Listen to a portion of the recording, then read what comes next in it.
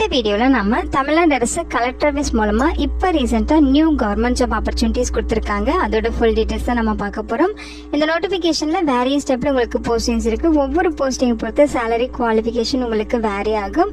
Maximum பாத்தீங்கன்னா per மந்த்துக்கு 40,000 வரைக்கும் சேலரி சொல்லியிருக்காங்க. குவாலிஃபிகேஷன்ஸ் பொறுத்த வரைக்கும் 8th பாஸ் பண்ணவங்க, 10th முடிச்சவங்க, 12th டிகிரி முடிச்சவங்க, எனி டிகிரி டிப்ளமோ முடிச்சவங்கன்னு சொல்லி எல்லா கேட்டகரிக்கும் சூட் ஆகிற மாதிரியான போஸ்டிங்ஸ் கொடுத்திருக்காங்க.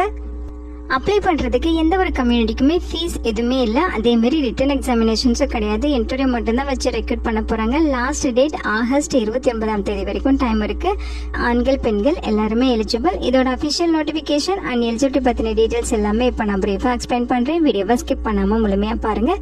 அதுக்கு முன்னாடி நீங்க இப்போ இந்த சேனலுக்குள்ள முதல் முறையா வரீங்க அப்படின்னா மறக்காம நம்ம சேனலை சப்ஸ்கிரைப் பண்ணிட்டு பெல் சிம்பல் பிரஸ் பண்ணி ஆல்கிற நோட்டிபிகேஷன்ல செட் பண்ணிக்கிங்க.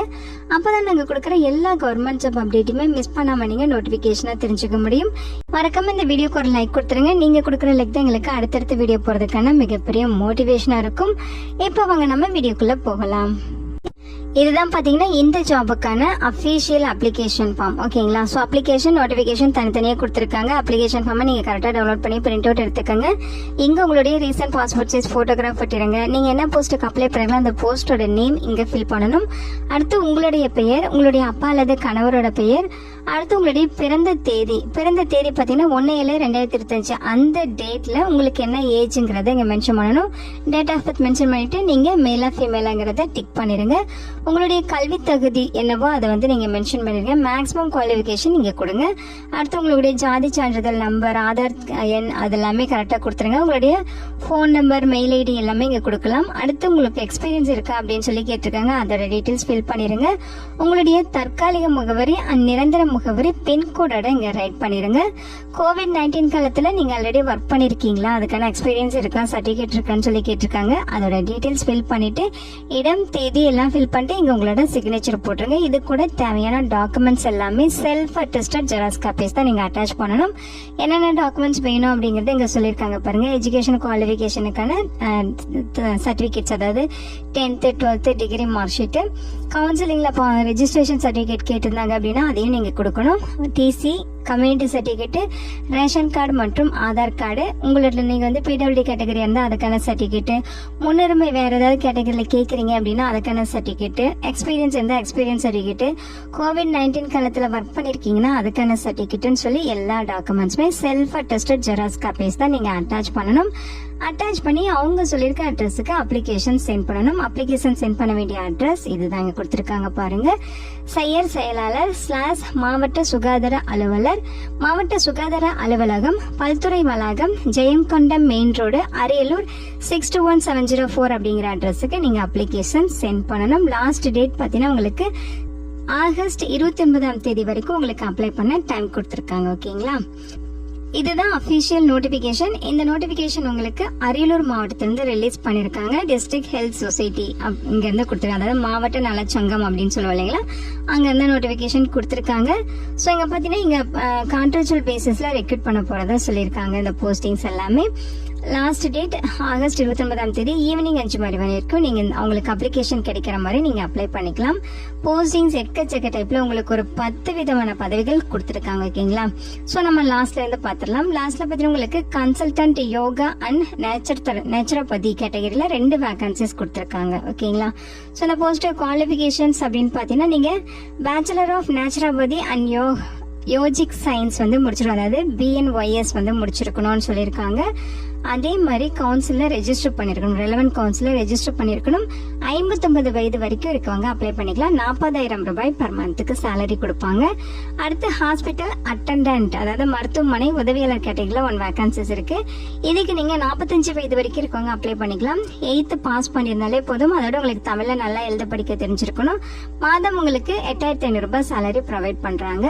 நெக்ஸ்ட் பாத்தீங்கன்னா special educator for behavioural therapy கேட்டகரியில போஸ்டிங்ஸ் 1 வேகன்சிஸ் இருக்கு. இதுக்கு நீங்க பேச்சுலர் டிகிரி அல்லது மாஸ்டர் டிகிரி பார்த்தீங்கன்னா ஸ்பெஷல் எஜுகேஷன் வந்து முடிச்சிருந்தா எலிஜிபிள்.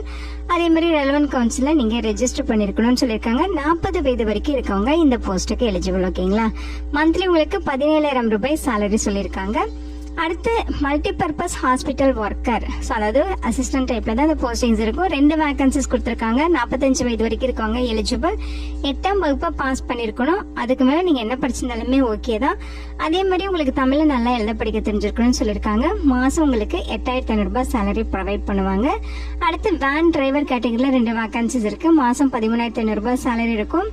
8th அல்லது 10th பாஸ் பண்ணவங்க இந்த போஸ்ட்டுக்கு எலிஜிபிள். வேலிடான ஹெவி டியூட்டி வெஹிக்கல் லைசன்ஸ் உங்ககிட்ட இருக்கணும்.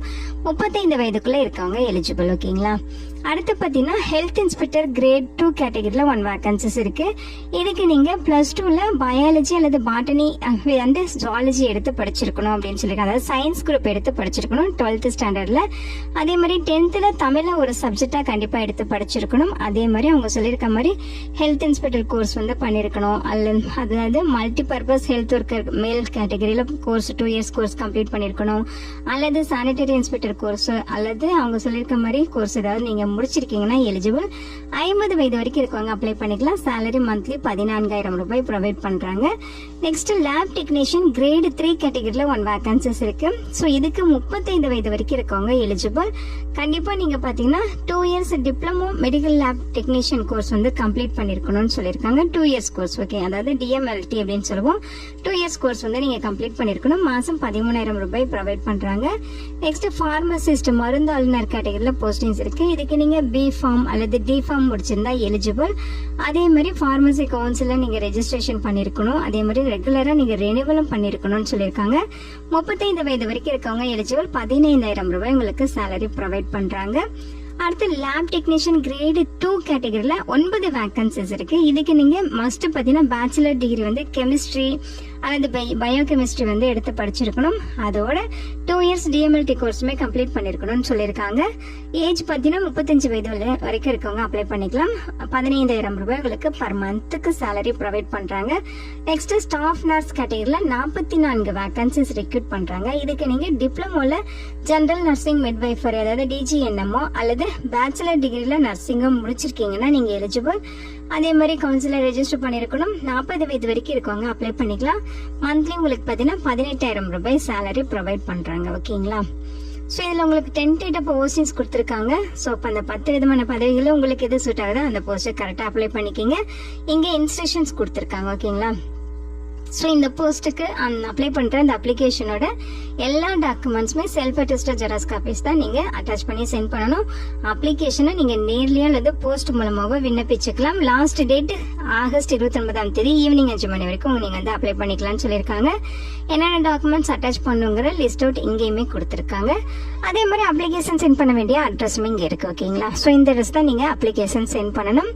முக்கியமாக இந்த போஸ்ட்டுக்கான செலெக்ஷன் ப்ராசஸ் பார்த்தீங்கன்னா ரிட்டன் எக்ஸாமினேஷன்ஸ் எதுவுமே கிடையாது. டைரக்டா உங்களுக்கு இன்டர்வியூ வச்சு தான் ரெக்ரூட் பண்ணுவாங்க. அப்ளிகேஷன்ஸ் எல்லாமே ஷார்ட் லிஸ்ட் பண்ணிட்டு எந்தெந்த அப்ளிகன்ட் வந்து குவாலிஃபைடு வந்து மேட்சிங் ஆகுதோ அவங்கள மட்டும் இன்டர்வியூக்கு கூப்பிடுவாங்க. ஸோ இன்டர்வியூ முடிச்சுட்டு அன்னைக்கே உங்களுக்கு டாக்குமெண்ட் வெரிஃபிகேஷனும் முடிச்சுட்டு போஸ்டிங்ஸ் பத்தின அப்டேட் எல்லாமே உங்களுக்கு ஃபியூச்சர்ல இன்டிமேட் பண்ணுவாங்க. ஓகேங்களா. ஸோ இதுதான் இந்த போஸ்டிங்கான செலெக்ஷன் ப்ராசஸா இருக்கும். இந்த வீடியோ கண்டிப்பா உங்களுக்கு யூஸ்ஃபுல்லா இருக்கும்னு நினைக்கிறேன். உங்க ஃப்ரெண்ட்ஸ் அண்ட் ரிலேட்டிவ் அப்படின்னு சொல்லி நிறைய பேருக்கு மறக்காம இந்த வீடியோவை ஷேர் பண்ணுங்க. Thank you so much and bye.